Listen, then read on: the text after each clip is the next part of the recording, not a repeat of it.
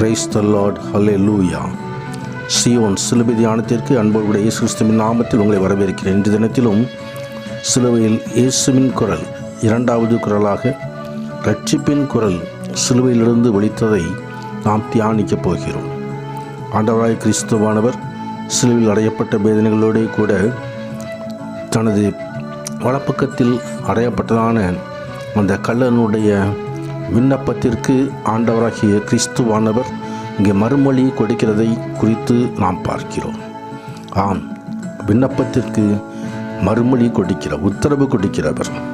நிலைமையான நாளிலும் இயேசு எப்படி உத்தரவு கொடுத்தார் என்று சொன்னால், இதோ என்னோடே கூட இன்றைக்கு நீ பரதேசில் இருப்பாய் என்று மெய்யாகவே உனக்கு சொல்கிறேன் என்று சொல்லி அவர் உத்தரவு கொடுத்தார். அவருடைய விண்ணப்பம் என்ன என்று சொன்னால், இயேசுவை நோக்கி, ஆண்டவரே, நீர் உம்முடைய ராஜ்யத்தில் வரும்போது அடியேனை நினைத்தருளும் என்றான்.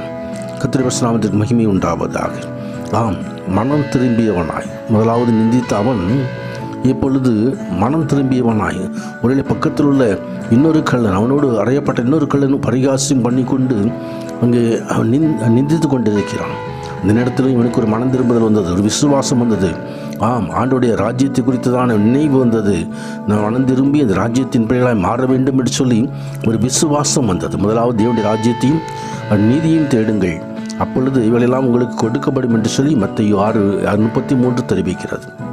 ஆண்டவராகிய கிறிஸ்துவானுடைய முழு பிரசங்கமும் தேவனுடைய ராஜ்யத்தை குறித்தே நிறைவேறியது. காலம் நிறைவேறிற்று, தேவனுடைய ராஜ்யம் சமீபமாயிற்று, மனம் திரும்பி சுவிசேஷத்தை விசுவாசியுங்கள் என்று சொல்லி ஆண்டவர் கிறிஸ்துவானவர் பட்டணந்தோறும் கிராமந்தோறும் அவர் பிரசங்கித்து கொண்டே போனார். தேவனுடைய ராஜ்யத்தை குறித்தே பிரசங்கித்தார். ஆம், ராஜ்யத்தின் பிள்ளைகளாக மாற வேண்டும் என்று சொல்லி ராஜ்யத்தின் சுவிசேஷத்தை ஆண்டவர் தாமே நமக்கு தந்தார். நம்முடைய ராஜ்யம் வருவதாக, நம்முடைய சித்தம் வரமிடத்தில் செய்யப்படுவது போல பூமியிலும் செய்யப்படுவதாக என்று சொல்லி ஜெபிக்கும்படியாக, பிதாவை நோக்கி விண்ணப்பம் பண்ணும்படியாக நமக்கு கற்றுத்தந்தார். ஆண்டோடைய ராஜ்யத்தை தேட வேண்டும், அந்த ராஜ்யத்துக்காக ஜெபிக்க வேண்டும். அவருடைய ராஜ்யம் சதா காலங்களில் உள்ள ராஜ்யம். அந்த ராஜ்யத்தில் நாம் பங்கு பெற வேண்டுமானால் மனம் திரும்புதல் அவசியம். ஆம், அந்த மனம் திரும்புதலை குறித்து அவர்தாமே கிராமங்களை சுற்றி ஜெப ஆலயங்களிலே அந்த ராஜ்யத்தின் சுவிசேஷத்தை பிரசங்கித்தார். ஜாதிகளையும் சகல நோய்களையும் குணமாக்கி அற்புத அடையாளங்கள் மூலமாக வசனத்தை உறுதிப்படுத்தி ராஜ்யத்தின் சுவிசேஷம் பிரசங்கிக்கப்பட்டது. கர்த்தருடைய நாமத்திற்கு மகிமை உண்டாவதாக. ஆம், அவர் இந்த மனம் திரும்பிய கள்ளனுக்கு ஆண்டவராகிய தேவன் வாக்குத்தத்தம் பண்ணினது பரதீசு. பவுல் அப்போஸ்தலர் எழுதுவது போல ஒரு மனிதன் 3ஆம் வாரம் மாணவிக்கு எடுக்கப்பட்டு மனுஷர் பேசக்கூடாத பாசியில் காணப்பட்டதான பரதீசை குறித்து எழுதுகிறார். ஆம், ஜெயம் கொல்லினவனோ அவனுக்கு தேவனுடைய பரதீசின் மத்தியில் இருக்கிற ஜீவ விருட்சத்தின் கனியை புசிக்க கொடுப்பேன் என்று சொல்லி வெளிப்படுத்தின விசேஷம் 2ஆம் அதிகாரம் 7வது வசனத்தில் சபைகளுக்கு ஆண்டவர் தெரிவிக்கிறார். ஆம், ஜெயம் கொள்ளுதல் நமது வாழ்க்கையில் வரும்பொழுது நாமும் கூட அந்த கல்லனை போல பரதீசி ஆசீர்வாதத்தை பெற்றுக்கொள்ள முடியும். ஜெயம் வருவது என்னவென்றால், தேவனால் பிறப்பதெல்லாம் உலகத்தை ஜெயிக்கும். நம்முடைய விசுவாசமே உலகத்தை ஜெயிக்கிற ஜெயம். ஆண்டவரில் மறுபடி பிறக்க வேண்டும். விசுவாசத்தை துவங்குகிற நம்மிலே விசுவாசத்தை துவங்கி அந்த விசுவாசத்தில் உறுதியாக முன்னேறி செல்ல வேண்டும். அப்பொழுது நம்ம ஜெயிக்கிறவர்களாக காணப்பட முடியும். விசுவாசமும் மறுபிறப்பும் நமக்கு ஜெயத்தை நோக்கி கொண்டு வந்துவிடும். கர்த்தருடைய நாமத்துக்கு மகிமை உண்டாவதாக. ஆம், ஜெயிக்கிற இந்த ஜெய அனுபவத்தோடு நாம் முன்னேறி செல்ல கர்த்தர் உதவி செய்வாராக.